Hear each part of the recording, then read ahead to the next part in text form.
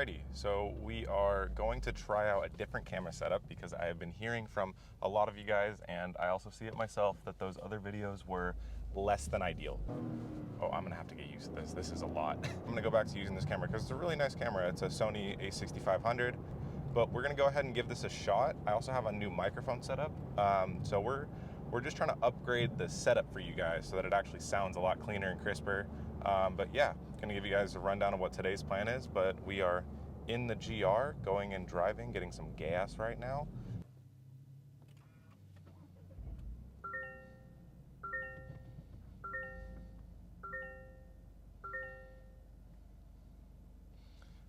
Okay, so for me, that chime is so nice. Like, it's just a big upgrade from the existing Corolla, but I just love it. The little animation with the GR, it's great. So I wanted to point out a few things real quick for those potential buyers. The car is great, don't get me wrong. I love every aspect of it, but there was like one little detail I saw yesterday that just like, it irked me once I realized it. So you got a really nice screen here, like a very, very nice screen. But see this giant black section? So you have the bezel. So you have the regular bezel that's on the display for the infotainment. But then you have this like inch-long black section that just condenses the screen for reasons unbeknownst to me. I don't know why it's black. Like the whole entire display could be bigger, at least up and down. But again, super, super small thing. We are officially at 732 miles. So we have finally broken in the car. Let's go ahead and turn on rev matching. Let's go ahead and turn it to the 30/70 split because that's been my favorite to drive it in so far. So for the cluster itself, a lot of this is customizable. It's really cool. So you can set up 3 different modes. So you have like 3 different, you can see how it says 2, 3. You can put different clusters on each side and in the center as well. So I have, the main one that I drive with is this one, which is boost gauge on the left, the compass on the right, and the compass will actually turn into navigation turn by turn. So you have your navigation on the infotainment in the middle, but then on top of that, you also have navigation in the right side of the front cluster, which is really nice. For those of you that don't know, that big center box is going to be your gear indicator. And then if we go ahead, this is my favorite part, if we go ahead and switch it up to sport, you can see that rev limiter switch to a single line, super condensed 0 to 4,000, and then it just opens up after that. It's really, really cool how it does that. Again, I'm nerding out over this because I've never had a digital cluster in any of my cars. So this is a really, really cool upgrade for me. But yeah, plan for today is to go get Finn some dog food from Tractor Supply Company, which is the only place where, so it's like a Tractor Supply food. We got them from a big farm in New Mexico.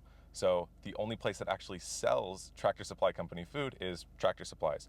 Now I could have ordered it online, but one of the close ones to me is on the opposite side of Ortega Highway. So might as well take advantage of it, get a nice little canyon cruise out of it. But before that, I have to go pick up a suction mount for the dash for this camera because I am not going to be holding a camera driving through the canyon.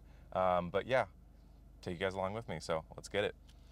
Alrighty, so we just got to Sammy's camera and we picked up the Fat Gecko stealth mount. So this is gonna go right in front of the infotainment, just right up there. Give you guys a nice central viewpoint, like probably right there of how the car drives, and yeah, go from there. Okay, so we're coming up on Ortega. I'm really happy with the way the setup's looking now. We got a central front point camera, so it's not off to the side, kind of in the passenger seat like it used to be. And then audio-wise, it should be a bit better as well. I'm not that good when it comes to audio or video recordings or anything like that. I've dabbled in photography edits. I've obviously made a few YouTube videos, but nothing crazy. So really when it comes to this stuff, I'm kind of learning with you guys. You know, I'm taking your feedback. I'm learning about what I need to change, what needs to be upgraded. The whole lighting issue, I was really frustrated with that for obviously the delivery video, but it is what it is. I was just trying to take traction control off, and I believe before it took off a lot more than it is right now. Oh, you know what? It's because I'm not in sport. But if you are in normal mode and you turn off traction control, it's just traction control that goes off. Now, if you are in sport mode and you turn traction control off, you get traction control off, you get auto braking off, full traction off, and then you get a little button that says expert. When you take traction control off in sport mode, the steering wheel does feel a bit heavier which to me, here.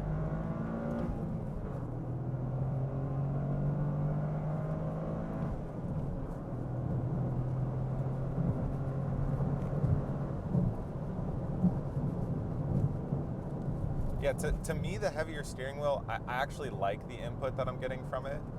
I don't really feel like there's a lot of bounce in the feedback of the steering wheel when you hit bumps or anything like that. And overall, the ride quality of this car is just absolutely amazing. Outside of it being a bit rough over, like, let's say speed bumps or like drainage dips on like the concrete on the side of the roads and stuff like that, or when you're coming through an intersection, that's the only time it's really stiff. Other than that, the driving of this car is so fun. Like, coming from an Evo, coming from an STI, those are my comparisons. I have never driven in a Focus RS. I have never driven in a Golf R.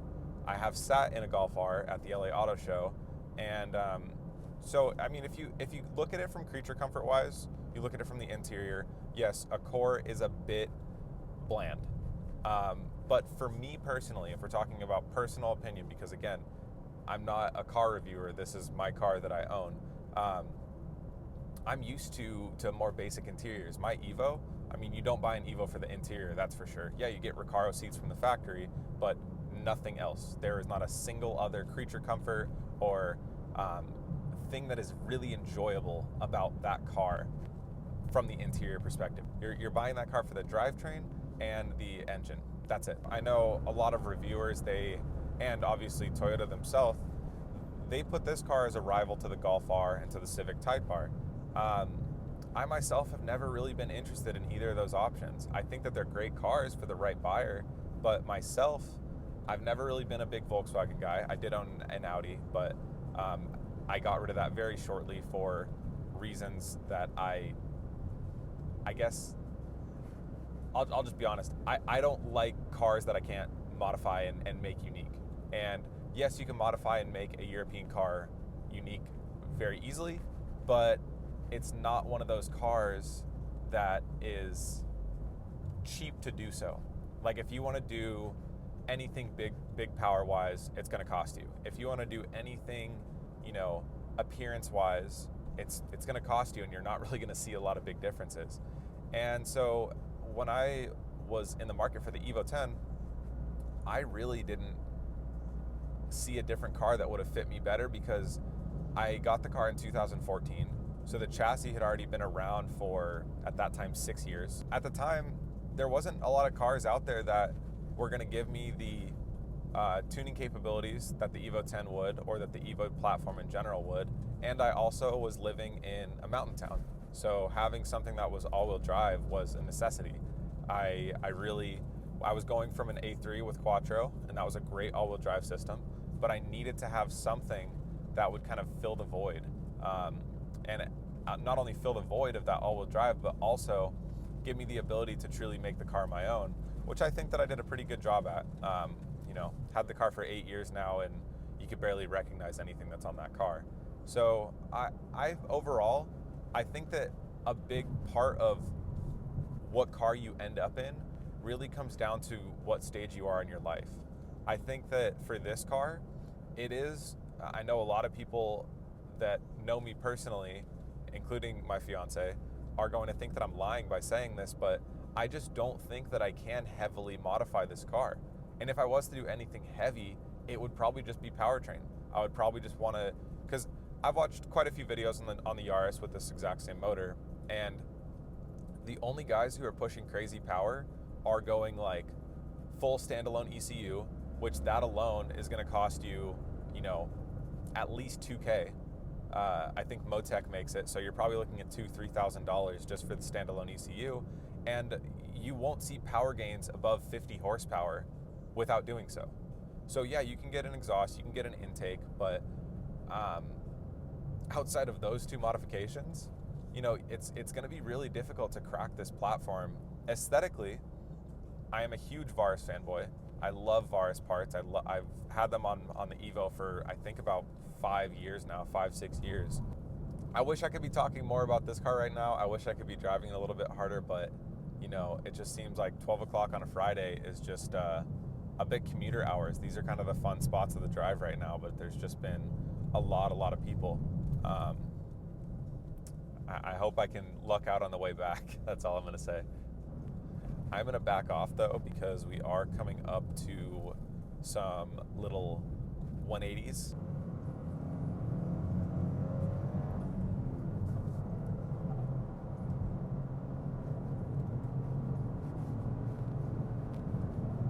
Wow, the car is just so planted.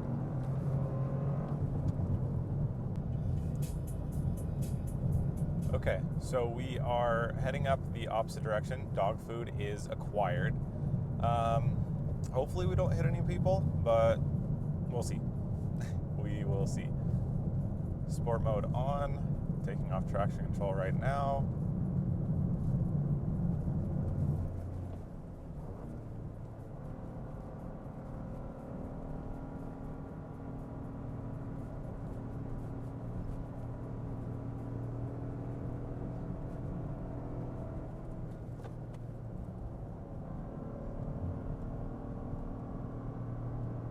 It is insane the speeds you could take these turns at.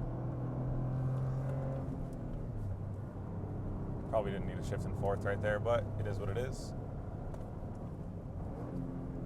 Oh, dude, just such crisp downshifts. You know, I'm okay with this ride back just with this. I didn't even get this last time. This is so, oh my gosh, bro.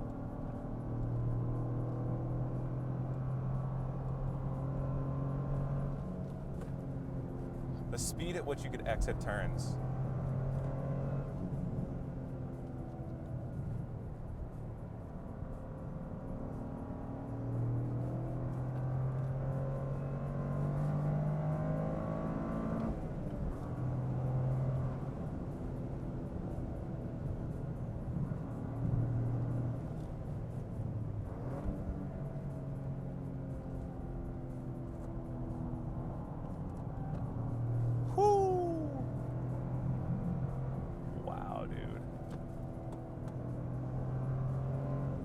I haven't felt this confident in a car in a long time.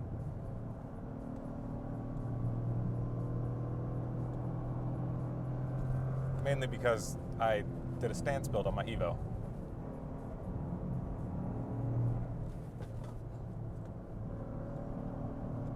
Oh my gosh.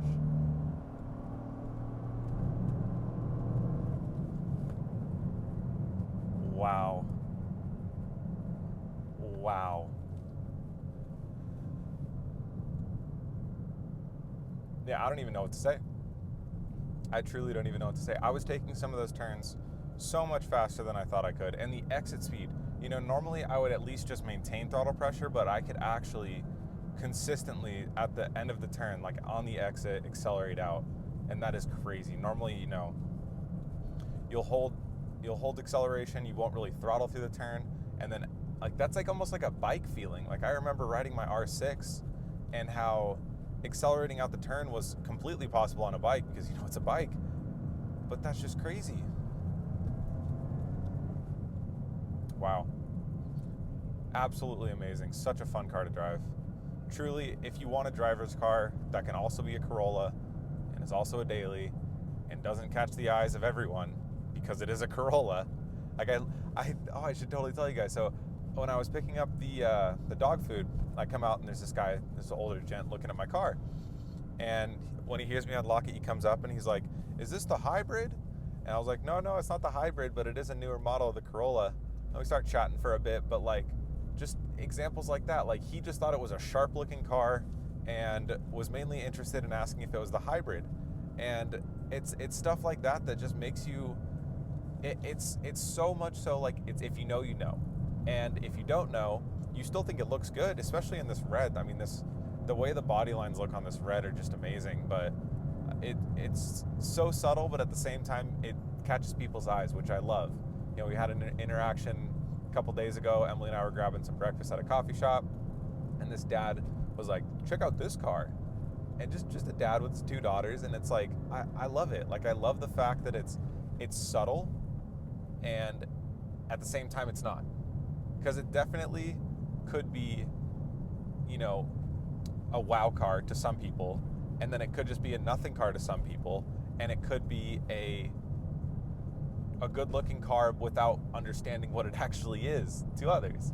So it's like having that you know, mixable opinion is just so cool. Okay, so we are currently running low on space, so this clip may end at any point, but we have a new battery in at least. So let's go ahead and give this a little revs up.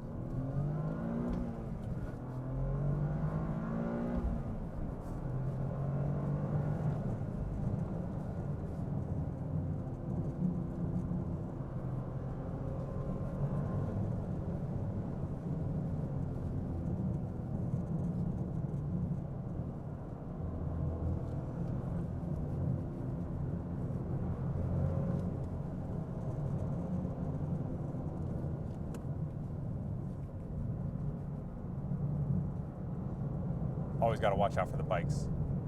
Got to be very careful. This is their road more than ours.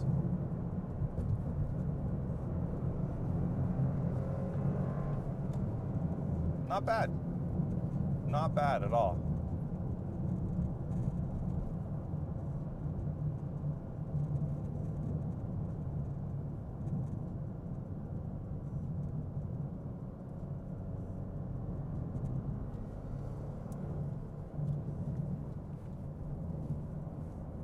Okay, so I think I'm probably gonna call it on this video.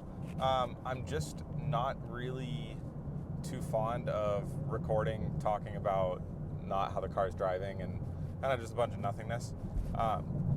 But anyways, I really hope you guys enjoyed this video. I hope you enjoyed the quality boost that this video hopefully is. I will definitely know post-production, but it's on a better camera, got a better audio system, so I'm really hoping that this is starting to head in the right direction for the content of this channel and the rest of the GR Corolla build.